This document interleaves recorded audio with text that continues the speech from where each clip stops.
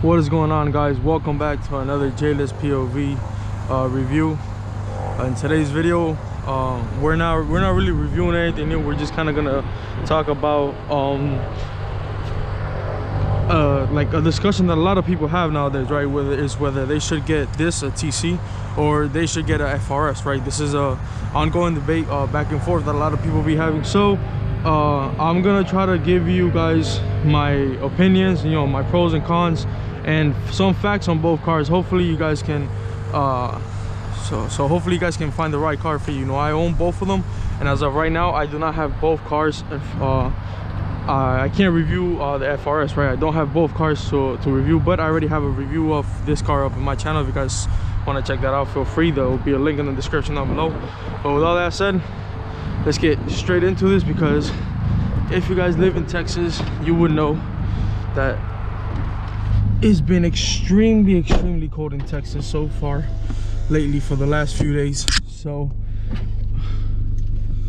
it's been really cold in Texas for the last few days. So like I said, I already have a review of this car. This is my personal vehicle already up in the channel, so if you guys want to check that out, there will be a link for sure in the description down below. But with that said, let's get straight into this comparison. This is gonna be a short video. I don't want to keep you guys too long. Just kind of talk about what both cars are, what they're supposed to be, and if this is the right one for you. Like I was mentioning when I was outside, but it's just way too cold out here. Holy crap. I owned an FRS. I owned an FRS for around I want to say around 4 or 5 months. I owned it for a little while. I don't know, maybe half a year, a little more. And I've owned this car for around the same time. And I was able to test drive both cars back to back to see which one was the one that I actually wanted. So I'm gonna get started with the pros and cons in both cars. The pros, I'm gonna get started with the FRS first, because I own the TC, so I want to leave that for last, because you know it's something that I currently own. So I've had a little more playtime with it, in the last few days. I mean, a few months. So the FRS pros and cons. I'm gonna try to give around 3 for each.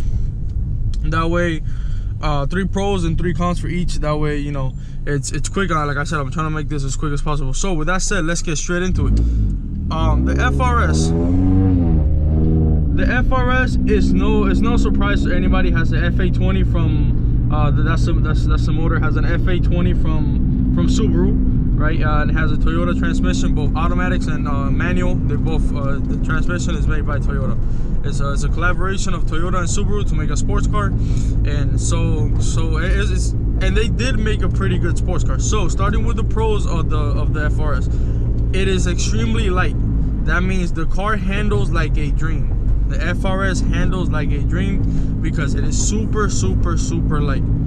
It is not it's super well balanced. The balance on that car is 53 in the front. Like the weight distribution is 53% of the weight in the front, 47 in the back. It is an extremely balanced chassis. It's just a great car, sports car all around. It's a great track car. Number 2 with the FRS is that it has great aftermarket compatibility, meaning that you get a lot of companies making aftermarket parts for it. So regardless of what you might want for the car, you're gonna get it, right? You just go online, go on whatever search engine you want to use, and just look it up, because they're gonna have it for sure. They're gonna have it. Like I was saying, the FRS aftermarket compatibility it's great. I mean, there's no other word for it besides great. You can get whatever you want whenever you want. Headers, intakes, body kits, white body kits, you name it, you can get it for that car. And the third is that it's just a great track car. It really is. I mean, you have the well balanced chassis, the lightweight sports car, you know. Being the fact that it has a Subaru engine, that means it's a boxer, and those boxer 4-cylinders sit really low in the engine bay. I don't know, it's just from a track car perspective, I don't think you can get let me take that back. You cannot get much better for the price. However, here come the cons. The cons is, everybody knows this, it has 200 horsepower and 151 pound-feet of torque, being rear-wheel drive. Rear wheel drive is not the issue. The issue is the fact that since it's rear wheel drive, it has low power and low torque, and this is to the crank, by the way.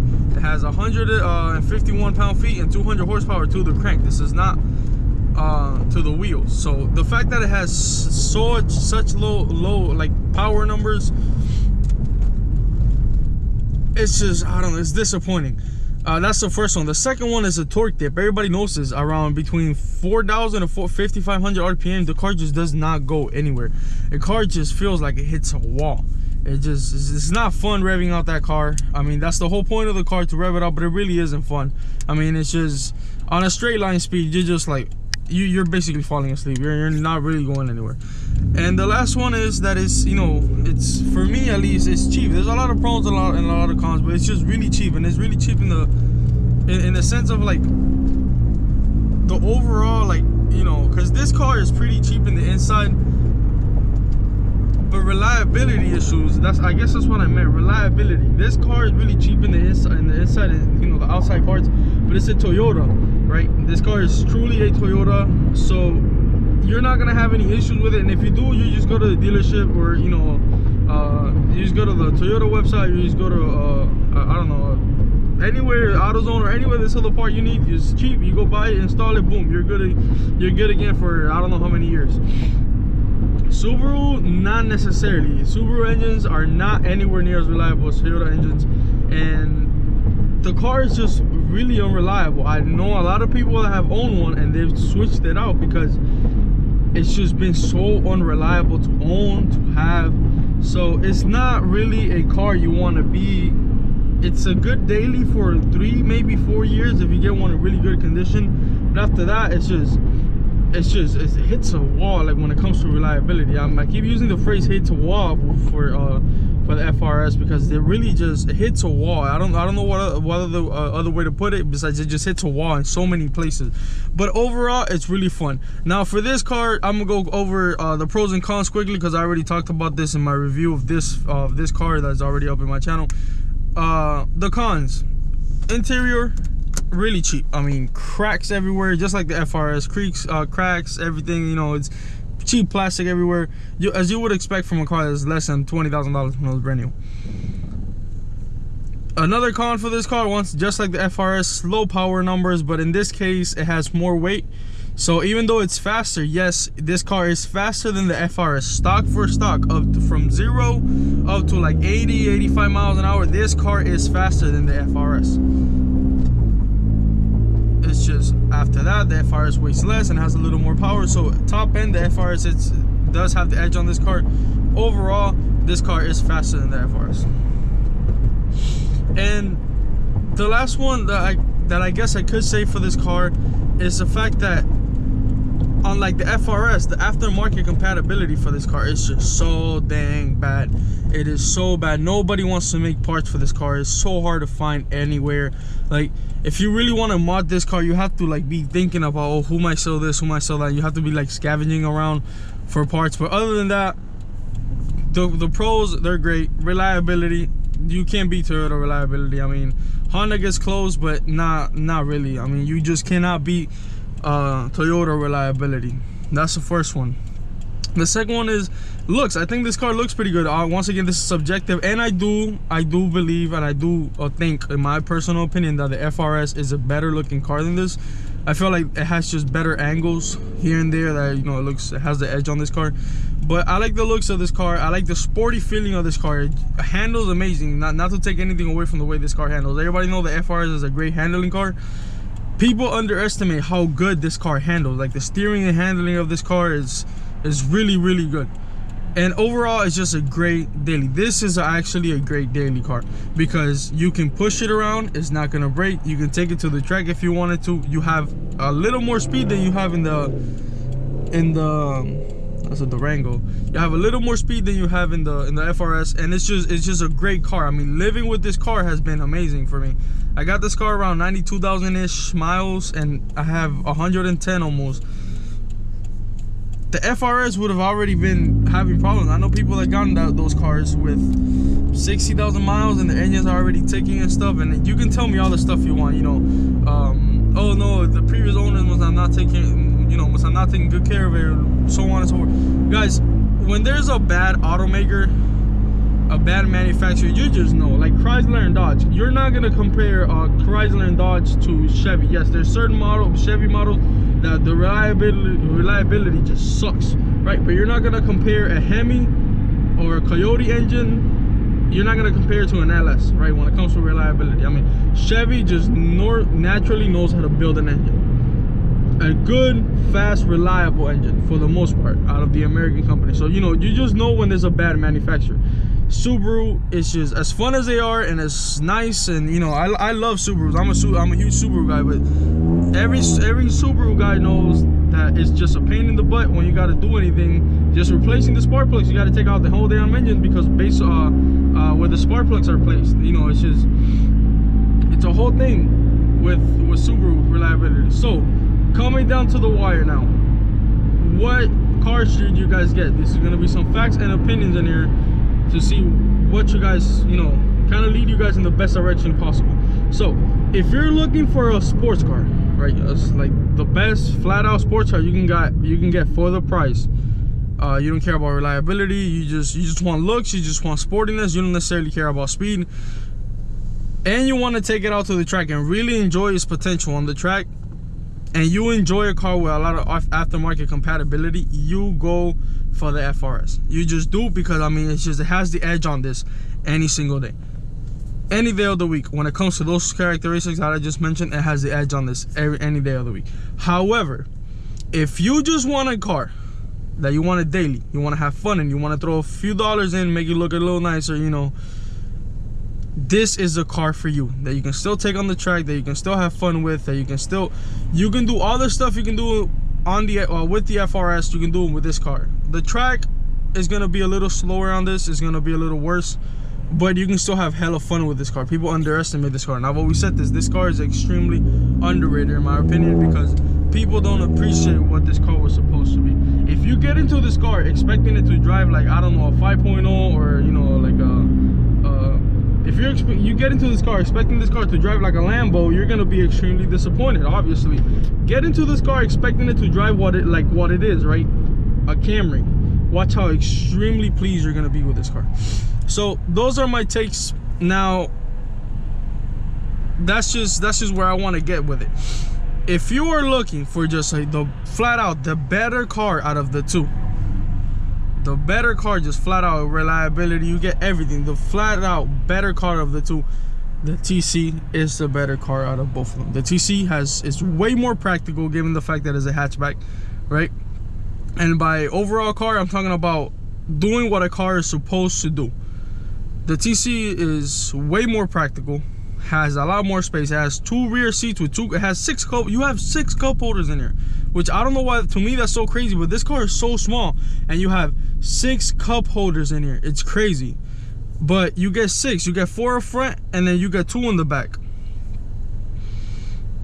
I'm 6'1", 220-ish pounds, 225-ish, something or somewhere around there. I'm a huge human being, and I can sit in those back seats for like a 30-40 minute ride, and I'll be okay. That's before my neck starts hurting.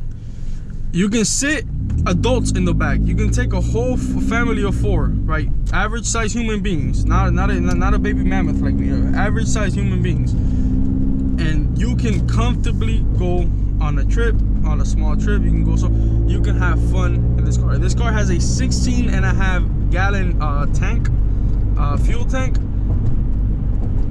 On the highway, you get like around 33-34 miles per gallon. You'll do around, I do whenever I go on a long trip, on a full tank of gas, I do around 530 something miles. It always varies between 520 to 535. So I don't know, it all depends on. Okay, I guess I'll go. Speaking of the devil, there it is. So, you know, and you guys just saw one go by. I like the cars, I love how they look, I love everything about the FRS. There isn't necessarily a wrong choice.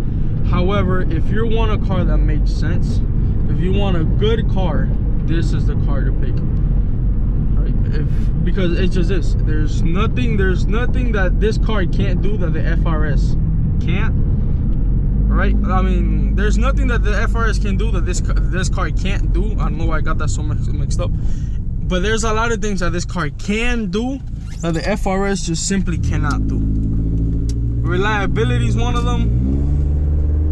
You know, there's a bunch of things.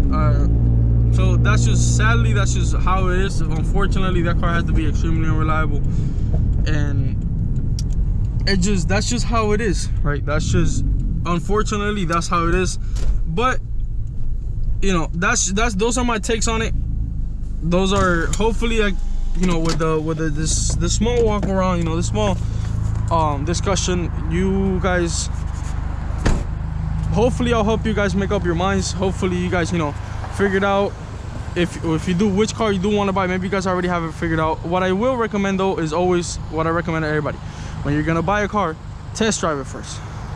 Test drive it first. Make sure you feel okay in that car. Make sure you like it. At the end of the day, it's gonna be your money, your car. Can't nobody tell you what to do, not even me. So with that said, thank you guys so much for watching. That's been it for this video. I mean, I really have nothing else to say about. They're both great cars. It all really depends on what you want. I have more videos coming up. I have a review of a QX80 that I just filmed recently. I'm doing the editing and stuff on it. That should be going up soon. I want to say around Sunday. And I also have a F450 dual, that Super Duty, that is also might be going up, but that's going up somewhere maybe next week, late next week, starting the week after that. So be on the lookout for both of those videos. But with that said, man, thank you so much for watching. My name is Jonathan. You just watched a J-List POV review video, and like I said, thank you so much. Have a great day.